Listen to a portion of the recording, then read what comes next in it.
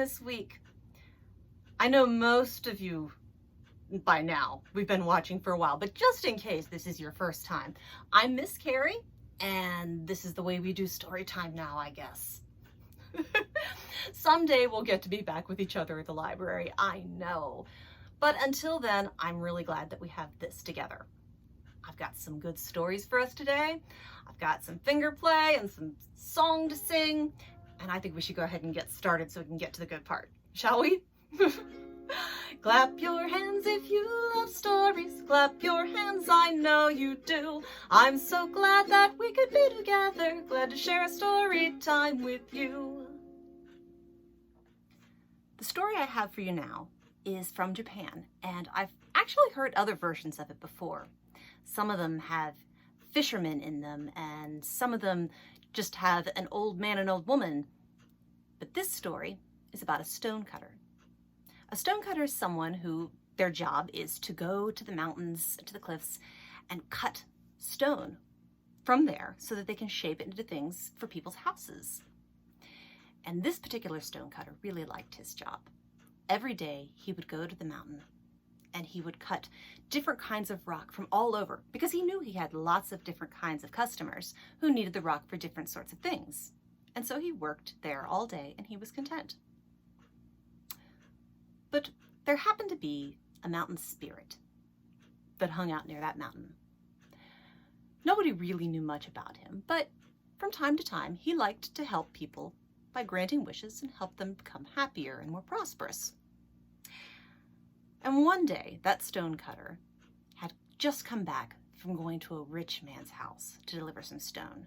It was a big, tall house with lots of fine things in it. And the man was musing to himself as he cut the stone.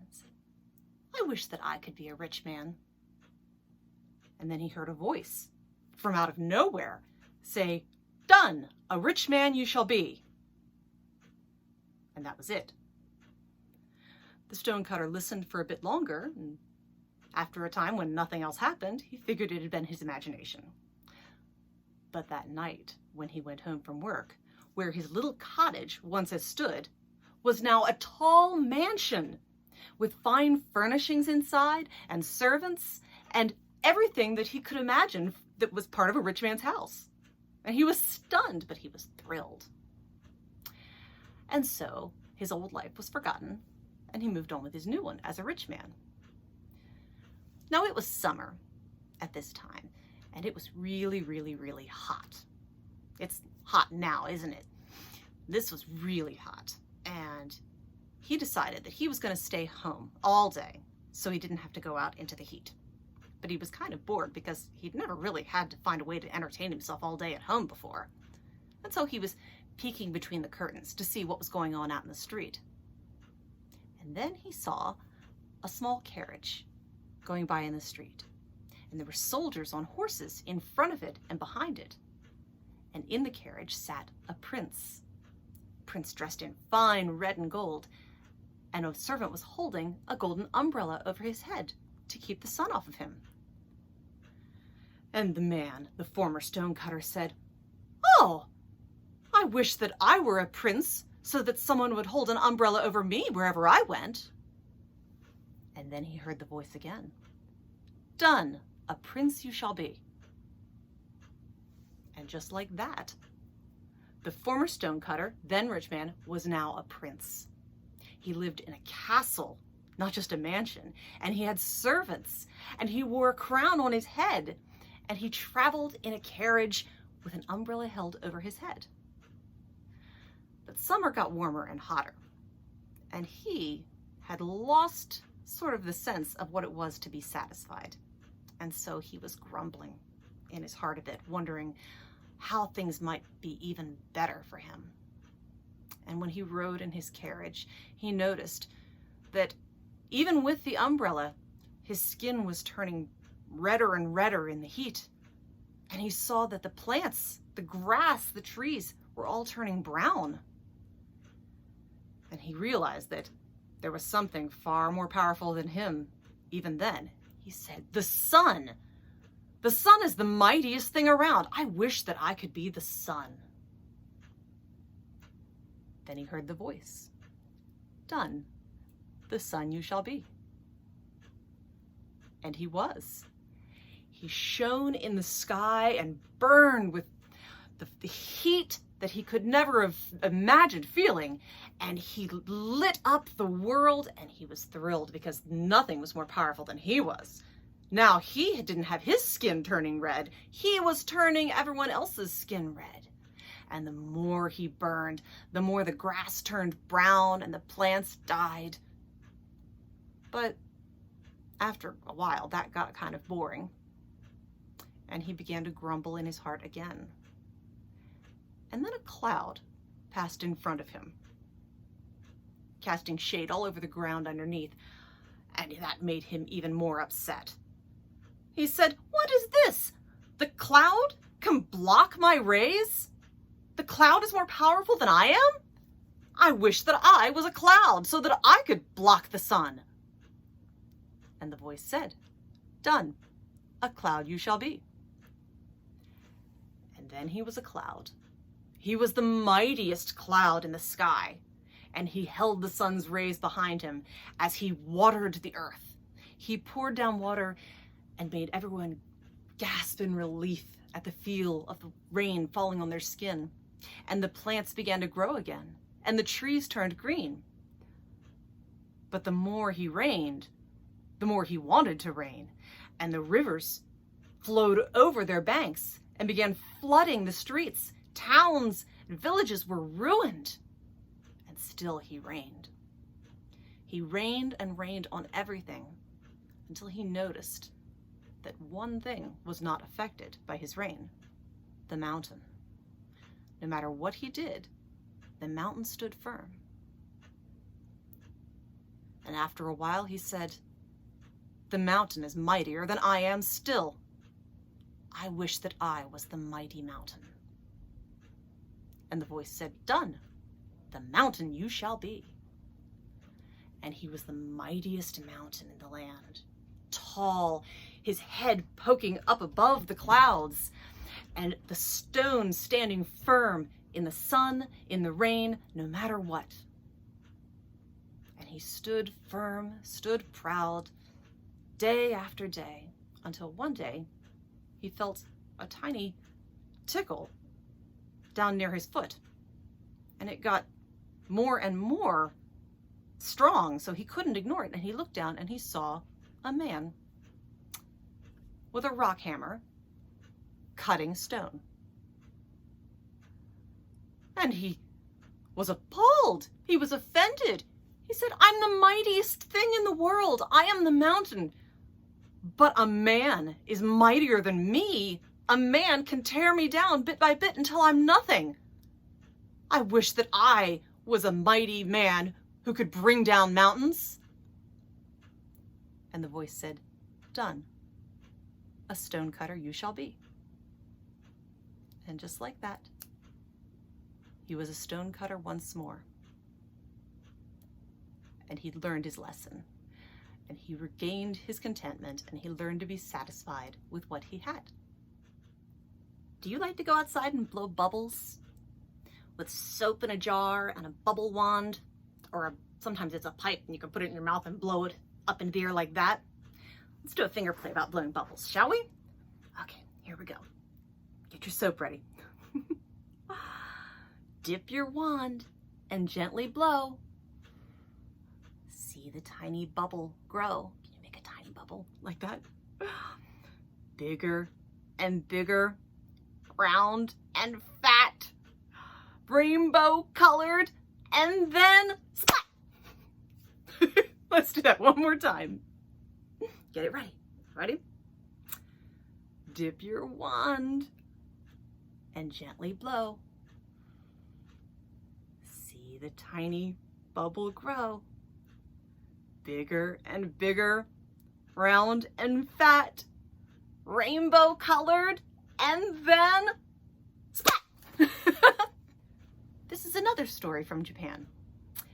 This story has two little frogs. Now, this is not a frog, but I don't have a stuffed frog, so we're just going to use the gecko instead, and he'll prove my point. that we'll come to eventually. You'll see. You see, in Japan, there were two frogs that made their homes in very different places. One frog made his home in the little seaside village of Osaka.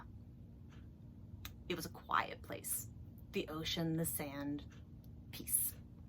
The other frog made his home in the great town of Kyoto, where the Mikado had his palace. And there was a little stream that ran through the city, and that was where he made his home.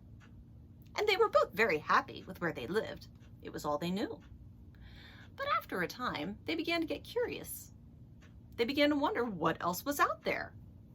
And without talking to each other, without knowing each other, they both came to the conclusion that they would like to see a little of the world.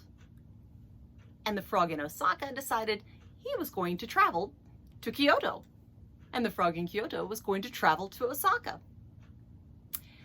Now, between the two towns, a great mountain rose. And frogs are just little frogs, so it took them a great deal of time to hop, hop, hop their way to the top of this mountain. And they were both very tired when they got there. And they were surprised to come face to face with another frog on the path. And so they asked each other where they were going, and they had a conversation where they both realized that they were after the same thing, just a view of something that was different from what they had always had. And they stood there on that mountain, in no hurry to go on. And the one frog said, "It's a shame that we can't see just a little further, that we weren't just a little higher than this mountain, because then we could see where we're going and see if it's worth going on. My feet are tired." And the other frog said, "Well, certainly we could see that far. We just have to stand all the way up on our hind feet, and we'll be able to see all the way around Japan." And so that's what they did. They stretched all the way up. I don't think I've ever seen a frog stretch up on his hind feet. Have you?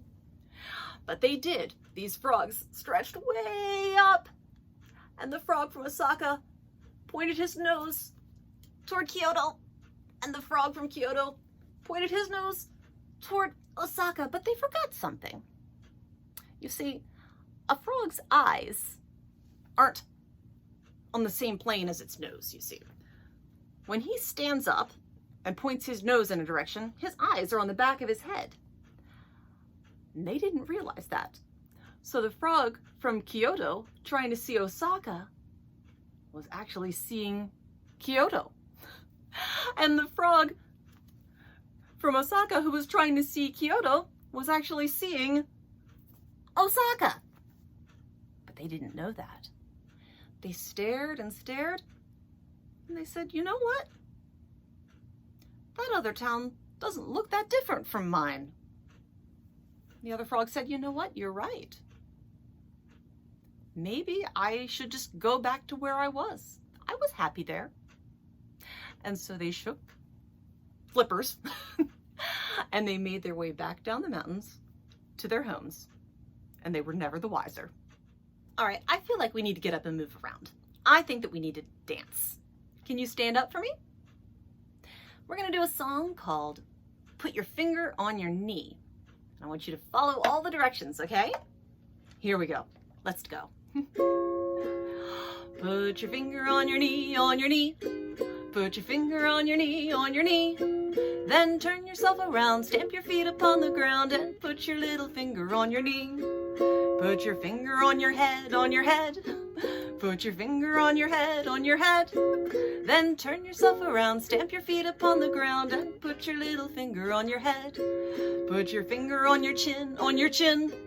Put your finger on your chin, on your chin. Then turn yourself around, stamp your feet upon the ground, and put your little finger on your chin. Put your finger on your nose, on your nose. Put your finger on your nose, on your nose. Then turn yourself around, stamp your feet upon the ground, and put your little finger on your nose. Put your finger on your belly, on your belly. Put your finger on your belly, on your belly. Then turn yourself around, stamp your feet upon the ground, and put your little finger on your belly. Put your finger on your back, on your back. Put your finger on your back, on your back. Then turn yourself around, stamp your feet upon the ground, and put your little finger on your back. Put your finger on your toe, on your toe. Put your finger on your toe, on your toe. Then turn yourself around, stamp your feet upon the ground, and put your finger on your toe. Put your finger on your finger, on your finger. Put your finger on your finger, on your finger. Then turn yourself around, stamp your feet upon the ground, and put your little finger on your finger. Good job. Did you get that last one? Finger on the finger? Well, that's all we have for this week, and I hope that you really enjoyed them. Those 2 stories from Japan were really fun, I think. We don't get to hear a lot of Japanese stories, so I was happy that I found those that I could share with you. And I hope that you'll come back again next week. We'll have some more fun. Until then, let me see here. Everybody get up and get a big stretch. We all need it. And let me see you reach for the ceiling. Can you touch it? And touch the floor. Stand up again. Let's do some more. Touch your head. And now your knees. Up to your shoulders. Like this, you see. Reach for the ceiling. And touch the floor. That's all there is. There isn't any more. I'll see you guys next time. Bye.